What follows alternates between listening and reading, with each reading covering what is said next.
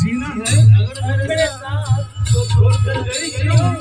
जीना है अगर मेरे साथ तो छोड़ गई क्यों? कहती हो प्यार है तुमसे तो दिल छोड़ कर गई क्यों?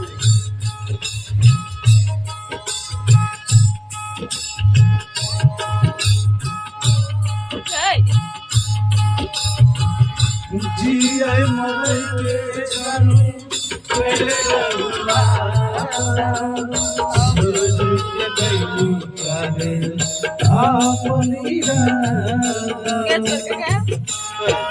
दिलू का दतिया हमरा जानू मारी दिल से दिलू का दतिया हमरा जानू मारी दिल से जाता रुक जाए जानू दिल बात तो